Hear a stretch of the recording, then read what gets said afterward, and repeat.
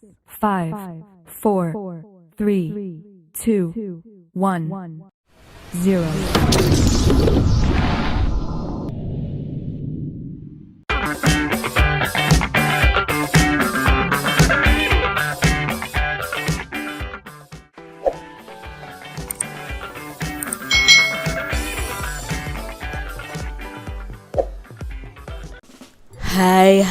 Hai, selamat datang di channel YouTube Kak Citra. Apa kabar adik-adik semuanya? Kak Citra berharap kalian dalam kondisi yang baik, sehat dan siap belajar ya. Hari ini kita akan belajar bersama-sama untuk mata pelajaran tematik kelas 5. Kita masih belajar di tema 6, panas dan perpindahannya, subtema 2, perpindahan kalor di sekitarku, pembelajaran yang ke-6. Mari adik-adik kita belajar dengan penuh semangat ya. Perhatikan percakapan berikut ini. Dayu, terima kasih ya sudah mengajariku beberapa gerakan tari Bali termasuk pola lantainya, kata Siti.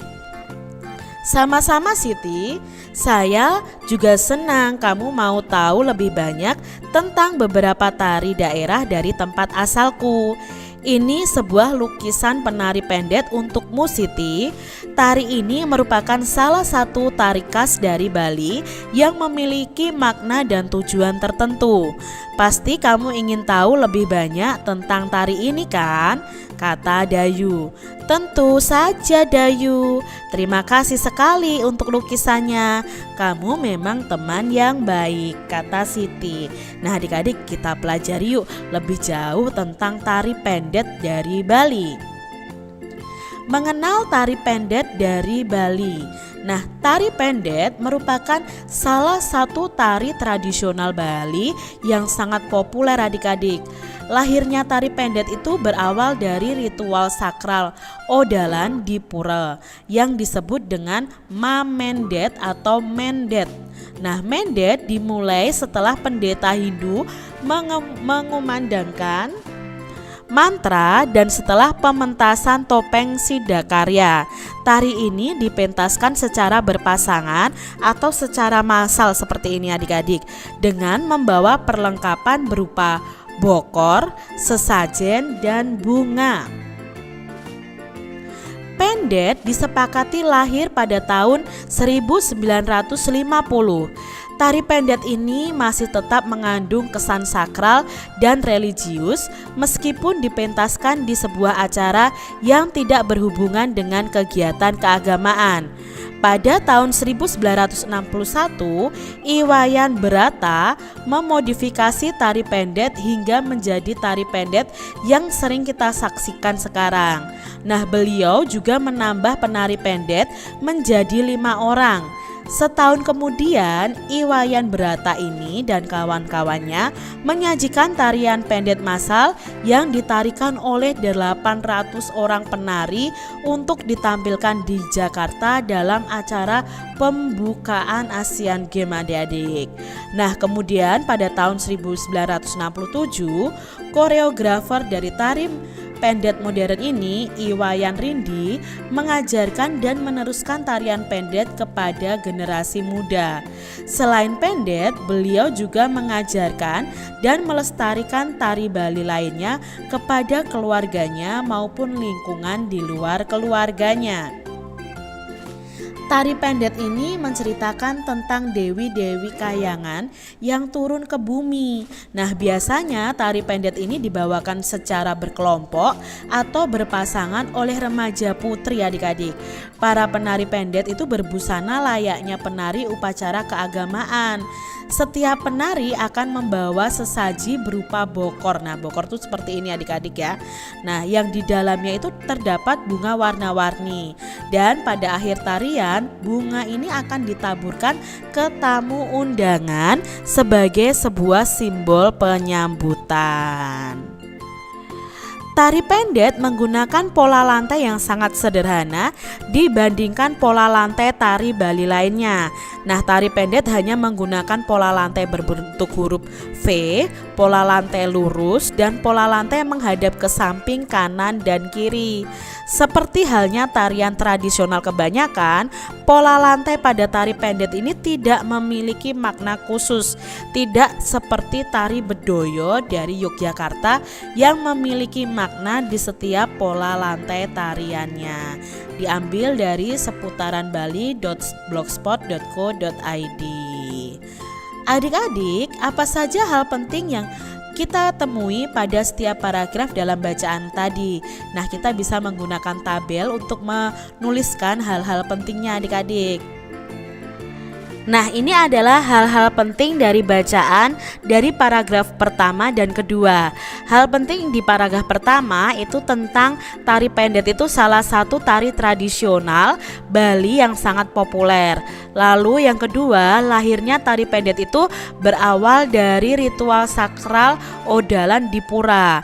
Yang ketiga, tari ini dipentaskan secara berpasangan atau secara massal dengan membawa perlengkapan seperti bokor, sesajen, dan bunga. Nah, untuk paragraf yang kedua, hal pentingnya adalah tari pendet ini disepakati lahir pada tahun 1950. Lalu pada tahun 1961, Iwayan Berata ini memodifikasi tari pendet menjadi yang sering kita saksikan sekarang. Setahun kemudian, Iwayan Berata dan kawan-kawan menyajikan tarian pendet massal.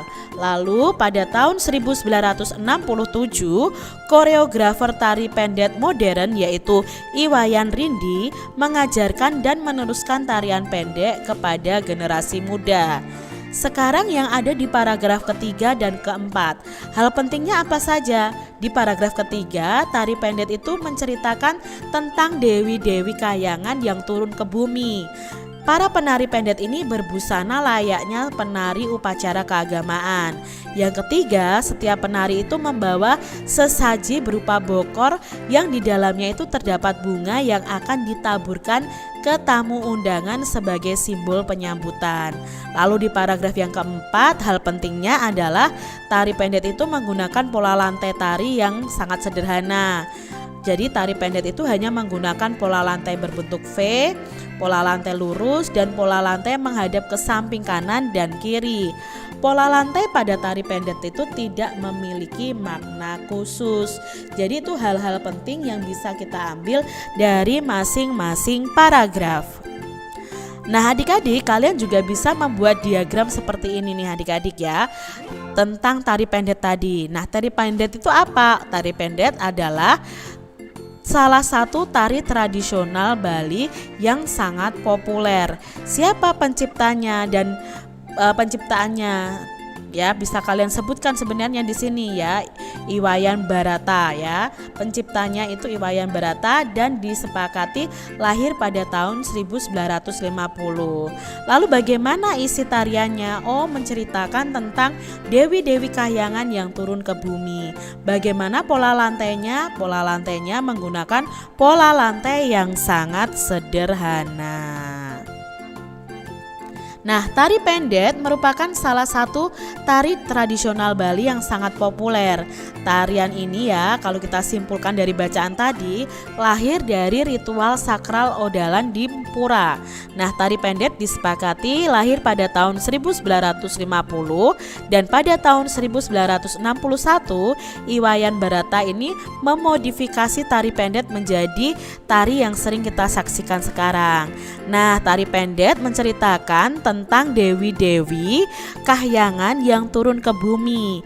Tari pendet menggunakan pola lantai yang sederhana, yaitu pola lantai berbentuk huruf V, pola lantai lurus, dan pola lantai menghadap ke samping kanan dan kiri. Nah, kamu mungkin dapat melihat bahwa pada tari daerah seperti tari pendet itu menggunakan pola lantai tertentu pada tariannya. Pola lantai inilah ini ada yang bermakna tertentu dan ada juga yang tidak. Seperti tarian bedoyo dari Jawa Tengah ini adik-adik, memiliki makna pada setiap pola lantai yang dibuat oleh penari. Jadi ini pola lantainya banyak dan memiliki makna khusus. Tetapi pada tari lainnya seperti tari pendet, pola lantainya itu tidak memiliki makna tertentu. Coba adik-adik kalian cari informasi tentang pola lantai dari tarian bedoyo dari Jawa Tengah. Wah, kamu tadi memperagakan pengembangan pola lantai tari dengan baik Siti. Kamu cepat sekali belajar, kata Dayu. Terima kasih, kamu banyak memberi semangat kepadaku Dayu. Teman-teman sekelas kita pun memberi dukungan pada saat setiap kelompok maju untuk memperagakan hasil kerja kelompoknya. Ya, setiap orang mempunyai hak untuk mendapatkan penghargaan atas usaha kerasnya ya Siti. Dan tentu saja kewajibannya adalah dengan berlatih sungguh-sungguh agar tujuan dari usahanya itu tercapai. Adik-adik, setiap kegiatan yang kita lakukan pasti melibatkan hak dan kewajiban, baik hak dan kewajiban kita maupun orang lain, baik yang berhubungan dengan diri kita atau dengan orang lain. Pada saat kamu mempresentasikan sesuatu, kamu mempunyai kewajiban untuk mempersiapkannya dengan baik, sehingga kamu berhak mendapatkan kepuasan atas usahamu. Pada saat orang lain melakukan presentasi nih adik-adik atau peragaan di depan, kamu mempunyai kewajiban untuk memberikan kesempatan dan menghargai usahanya dengan memberikan perhatian dan tidak boleh menertawakannya adik-adik. Jadi kalau teman kalian maju ya kalian harus memperhatikannya dengan baik. Kewajiban yang kamu lakukan itu untuk membantu temanmu mendapatkan kesempatan presentasi yang baik sebagai haknya. Jadi teman kita itu punya hak mempresentasikan hasil karyanya dengan baik. Nah, kewajiban kita yang menghargai mereka, mendengarkan mereka saat mereka maju mempresentasikan hasil mereka di depan kelas. Demikian tadi adik-adik pembahasan kita di tema 6, subtema 2 pembelajaran yang ke-6. Semoga video pembelajaran ini bermanfaat untuk adik-adik semuanya dan sampai jumpa lagi di video pembelajaran Kak Citra selanjutnya. Tuhan memberkati. Jangan lupa tekan tombol subscribe, lalu tekan loncengnya, tekan juga tombol like, lalu share ke media sosial kalian. Jangan lupa untuk ikuti media sosial Kak Citra. Terima kasih.